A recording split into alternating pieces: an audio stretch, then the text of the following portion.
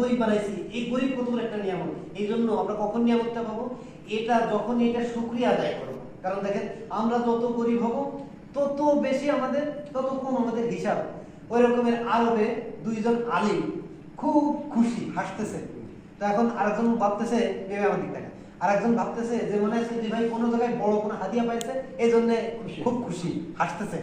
তখন বলতেছে, তোমরা আজকে কি খুশি, এত খুশি কেন? বলে যে আমাদের কিছু জমি ছিল, এটা সরকার নিয়ে নিছে, এই জন্য আমরা খুশি। তোমাদের জমি সরকার নিয়ে নিছে, তোমরা খুশি, তার মানে আমরা এই জন্যই খুশি, এটার জন্য আমাদের আর হিসাব দেওয়া লাগবে নাকি আমাদের? এই জন্য আসলে গরিব এবার আল্লাহর বড় একটা নিয়ামত। এই জন্য আমরা যারা গরিব আছি, এই নিয়ামতের কদর করা কিসের মাধ্যমে? শুকরিয়া আদায় করে। শুকরিয়া আদায়, আল্লাহর নাফরমানি না করা। বলে আমার যে গরিবই দিছে, আমি যে গরিব, এটা আল্লাহর বড় মেহেরবান, মেহেরবান করেছে, আমার হিসাবটা সহজ হয়ে যাবে। তাহলে গরিব কি আমাদের জন্য নিয়ামত না? আর যারা এরকম মালদার আছে, তারাও দোষের কিছু বলতেছে না। আব্দুল্লাহ ইবনে মুবারককে আল্লাহ অনেক মাল দিছিল, কিন্তু এই মালের কারণে তারা কি করে নাই? জান্নাত থেকে দূরে সরাইতে পারে নাই, জাহান্নামের ভিতরে যায় নাই। কিন্তু এত মাল থাকার পরেও তিনি আল্লাহ চিনছে। এই জন্য মালের ভিড়ে আল্লাহ চিনার অনেক বড় একটা পরীক্ষা। কখনো টাকা থাকলে অনেক কিছুই করা যায়, আর না থাকলে আসলে কিছুই করা যায় না। এই জন্য আমরা যারা গরিব, আমরা শুধু আল্লাহ শুকরিয়াটা যদি মন ভরে আদায় করতে পারি, তাহলে দেখবেন যে কিয়ামতের মাঠে আমাদের আজর আর বদলা আল্লাহ তাআলা কি পরিমাণ দিচ্ছে। এই জন্য সবাই শুকরিয়া আদায় করবেন ইনশাআল্লাহ। আমরা কিন্তু কেউ কষ্ট নেব না। আমরা কিন্তু এই যে সারাদিন, তোর কথা থেকে আমার কথা মনে হচ্ছে, সারাদিন খাটিছিস, খাটার পরে এসে আবার আল্লাহর সেজদা দিচ্ছে। তা আমি চিন্তা করতেছি যে এই গোলামটা আল্লাহ কি করেছে। আরেকটা কথা কি, আমরা যখন খাবার খাই বা কোনো নাজ নিয়ামত পাই, যখন আমি শুইতে যাচ্ছি, শোয়ার পরে আমার যে বিছনাটা দেখা যাচ্ছে যে ভালো না, কিন্তু একটা জিনিস চিন্তা করা, আরে আমি আল্লাহর কতটুকু শুকরিয়া আদায় করি, আমি আল্লাহর কেমন গোলাম।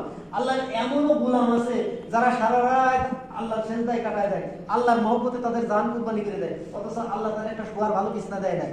তার থেকে আমার আল্লাহ ভালো লাগছে বলে আমি কি, আমি তার তুলনায় কি?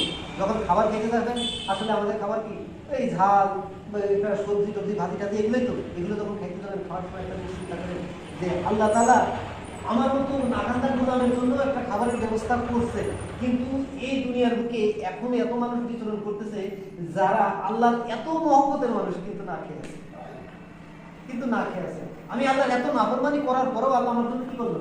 খাবারের ব্যবস্থা করলেন। এই জন্য শুকরিয়া আদায় করা।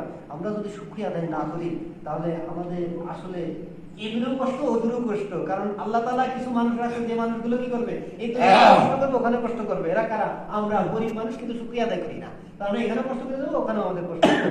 আর গরিব যারা এখানে কষ্ট করে যাবে আর আল্লাহ শুকরিয়া আদায় করবে, ওখানে তো নাজ নিয়ামতের ব্যবস্থা হবে।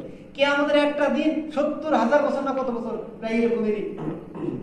তো ৭০০ বছর আগে এরকম শোনা গেছে যে ৭০০ বছর আগে বড় লোকের ৭০০ বছর আগে গরিব জান্নাতে চলে যাবে, যেটা একদিন ভাগ করা যায় না। চিন্তা করেছেন?